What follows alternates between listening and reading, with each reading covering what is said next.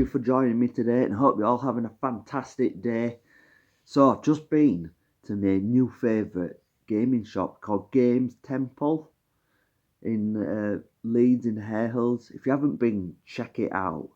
Really good shop, decent stocking all the time. It's turning over all the time and a really nice guy to deal with. So obviously I had to get a load more games for the collection. I would just pass in. I thought I'll call in, and got some really good games here for really good prices as well. So the first one, Xbox One game, and it's an exclusive, and that is Crackdown 3. I played the first two Crackdown, but never played this one. So this must be on Game Pass. It was literally £2. So this must be on Game Pass. So that's a decent one to start with. Then, I've been after this game for a while, just never picked it up, and I absolutely love sort of, not the series, but the sort of these type of games, and it's a Star Wars game, and it's the only one I've not got, and this is Star Wars Squadrons. £4. You can't go wrong, can you? And that's the only Star Wars game I haven't got. So really happy to play that. It's meant to be a really good game as well. If you like your shooting, like in spaceship sort of thing in the Star Wars universe. So yeah, another decent one. Then the next game as well, that must be on Game Pass as well because it was £2. You can't buy alt for £2 these days, can you? You literally can't buy anything. And that is on the Xbox One again, Just Cause 4. I played, I think, the first two. Haven't played the third one, but for £2, you're not going to leave it there, are you? If you haven't got it in the collection. So Just Cause 4. So happy for another Xbox game. Then I've seen this a few times in different shops and CEX and stuff. It looks really interesting. Don't know really anything about it. And this is another Xbox One game, and this is Past Cure, and it's pretty decent fiver. Past Cure is a dark thriller that blurs the lines between dreams and reality. So it's obviously some sort of action shooter sort of thing. Yeah, obviously like an action shooter, but it obviously goes like what's real and what ain't, like in your dreams and stuff. So that looks very interesting. Then the last Xbox One game I got this because it looked like a pretty calming game. If you just want something just to play, but more calming. Never heard of it. £4 again.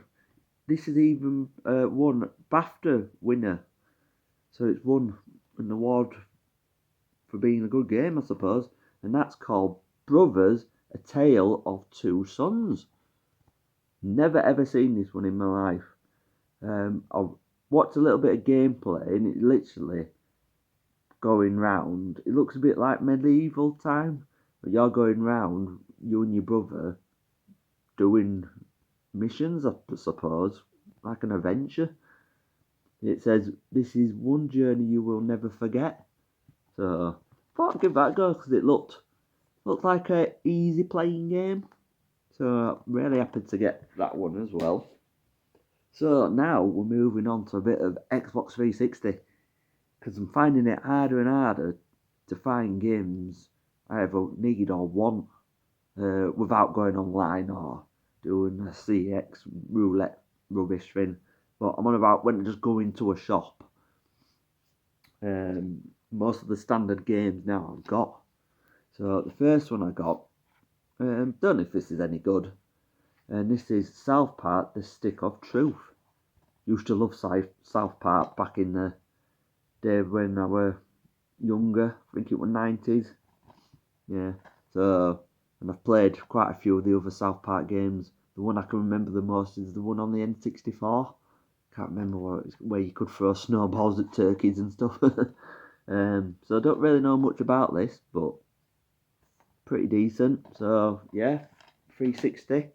Then I was surprised I didn't have this one. and I had to check my app. Only £2. I thought I must have this one, but I didn't, and that is Shadowrun. This is like some sort of shooter, That's all I can really say. And I presume you got swords and stuff, and I, I don't know really anything about it, but for £2, even if it's rubbish, it's £2, isn't it? Can't even get a coffee for that these days. So yeah, so Shadowrun, happy with that one as well.